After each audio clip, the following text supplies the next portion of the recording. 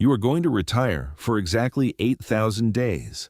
Not 8,000 years, not 8,000 months, 8,000 days. That's it.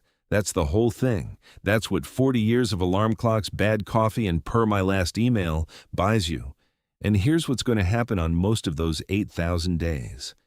You're going to watch television, not because you want to, because by the time most people figure out that retirement has an expiration date, the good years are already halfway gone.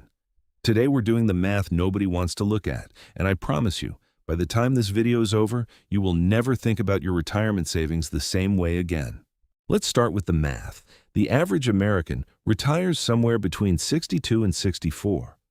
If you make it to 65, and statistically most of you will, life expectancy is roughly 84 for men, 86 to 87 for women. So on paper you have 20 to 22 years. That sounds like a long time. That's another whole adulthood, except it isn't. And here's why. There's a concept researchers use called health span versus lifespan. Lifespan is how long you're alive. Health span is how long you're alive and physically capable of doing the things you actually want to do. For most Americans, health span starts breaking down somewhere in the mid to late 70s. The knees go, the hips go, the energy goes. That dream trip to hike through Patagonia quietly becomes a dream trip to a nice hotel with an elevator. So let's do the real math. You retire at 63. Your body fully cooperates until maybe 76. That's 13 years of prime retirement, roughly 4,700 days where you have the health, the money, and the time all lined up at the same moment. After that, you still have years left, but they slow down. The adventures shrink, the trips get closer to home, and eventually spending shifts from experiences to medical bills. Now factor in sleep, errands, doctor appointments, the 3 hours you'll spend trying to figure out why your Wi-Fi isn't working. The actual living portion of each day, maybe a few golden hours. You did not spend 40 years saving money to fund an infinite vacation. You saved for a window. A beautiful, specific, rapidly closing window. And most people don't realize how short it is until they're already standing on the other side of it. Financial planners break retirement into 3 phases. And once you hear these names, you'll never forget them. Phase 1. The go-go years, early 60s to mid-70s. You have money, you have health, you have time, all 3 at once, which almost never happens during your working life. This is the main event. This is the whole reason you ran the race. Phase 2. The slow-go years, mid-70s to mid-80s. You're still living, but the throttle eases back. International trips become road trips become day trips become watching the Travel Channel and saying, "That looks nice." You spend less, not because you're being careful, but because you physically don't want to do as much anymore. Phase 3. The no-go years. I don't need to explain this one. Spending shifts from experiences to healthcare. The travel budget becomes the co-pay budget. Here's what makes this important. Most retirement calculators assume you'll spend roughly the same amount every year for 30 years, flat line, consistent. But that's not how retirement actually works. Spending is highest in the go-go years, drops in the slow-go years, and then spikes at the end, but almost entirely on medical care. Which means millions of Americans are doing something quietly tragic. They're underspending during the only years they can actually use the money to protect a future where they won't want to spend it anyway.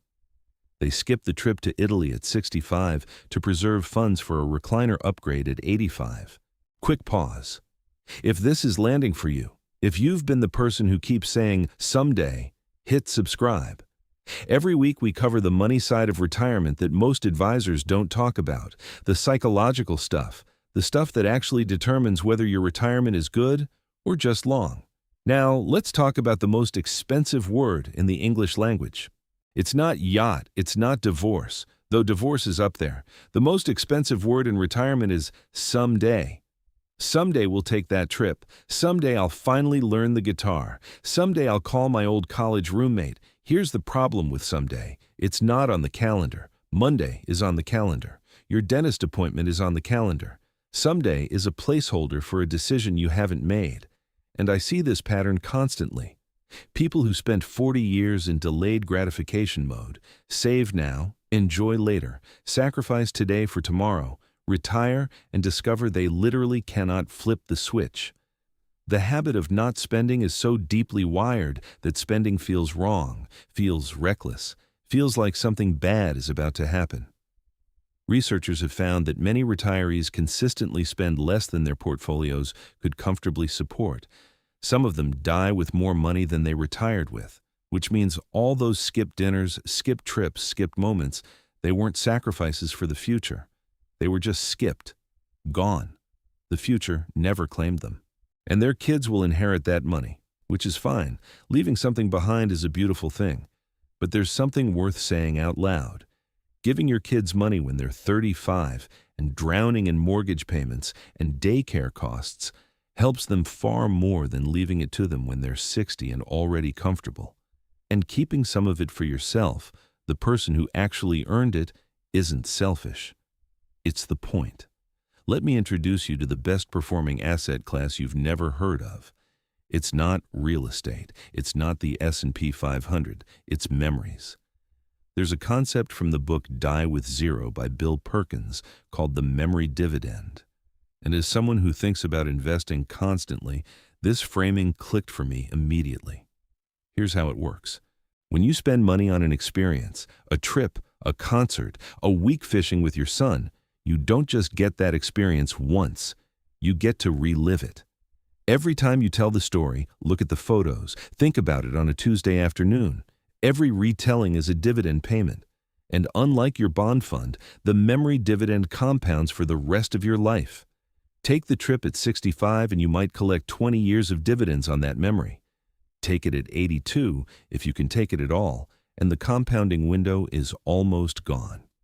This is why the timing of spending matters just as much as the amount. $1 spent on a meaningful experience in your go-go years is worth more than the same dollar spent later, because it has more years to pay you back in joy. We call it time in the market when we talk about investing. Turns out the same principle applies to living. Time in the memories beats timing the memories. And here's what I want you to hear clearly. These experiences don't have to be expensive. Some of the highest returning memories cost almost nothing. Teaching your grandkid to ride a bike, a road trip with your best friend from college, sitting in your backyard at 7 a.m. on a Tuesday, realizing you never have to attend another status update meeting for the rest of your life. That last one is free, and it compounds beautifully. So how do you actually do this without blowing up your financial security? Because I'm not telling you to spend recklessly. Running out of money in your 80s is a real catastrophe, and the fear is completely legitimate. The goal isn't reckless spending. The goal is intentional spending. Here's the framework I want you to take from this video. Step 1. Front-load the fun, on paper, on purpose. Instead of a flat withdrawal rate for 30 years, plan a spending curve that matches reality. Budget more for travel and experiences in your first 10 to 12 years. Consciously plan for it to taper after that. When it's written into the plan, spending it stops feeling like cheating. Step 2. Cover the essentials with guaranteed income. Map out your fixed expenses, housing, food, insurance, healthcare, and try to cover as much of that as possible with stable income sources. Social Security. A pension if you have one. When your survival is not dependent on market performance, spending the rest becomes far less frightening. Your fun money and your fear money should never share the same mental account. Step 3. Invest in your health like it's a dividend stock. The single best investment in a longer go-go phase is not financial, it's physical. Strength training, walking, sleep, staying connected to people. Every year you extend your health span is another year of prime retirement you manufactured out of nothing. Show me another asset with that return. Step 4. Put dates on your someday list. Write down 10 things you keep saying you'll do someday. Now put actual calendar dates next to each one. Not spring, not next year. Dates. A someday with a date becomes a plan. A someday without a date becomes a regret with a better excuse. Step 5. Spend on people, not just things. Map out your fixed expenses, housing, food, insurance, healthcare, and try to cover as much of that as possible with stable income sources. Social Security. A pension if you have one. When your survival is not dependent on market performance, spending the rest becomes far less frightening. Your fun money and your fear money should never share the same mental account. Step 3. Invest in your health like it's a dividend stock. The single best investment in a longer go-go phase is not financial, it's physical. Strength training, walking, sleep, staying connected to people.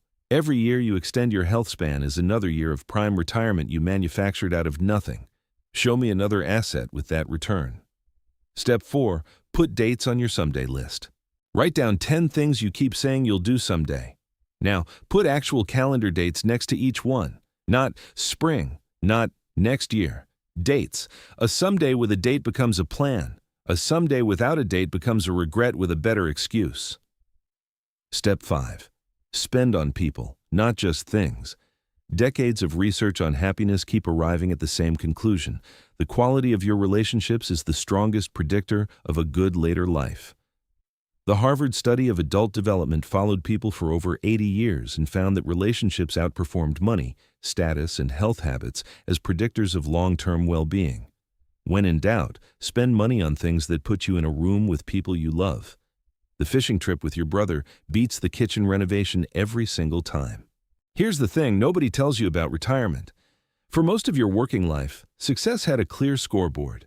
Bigger salary, bigger 401k, bigger house. Every year the number went up and you could measure it. Retirement quietly changes the rules. You're no longer trying to maximize your wealth. You're trying to maximize your remaining life. Those are completely different games. Once you have enough to be financially secure, every extra dollar has to compete with something much scarcer.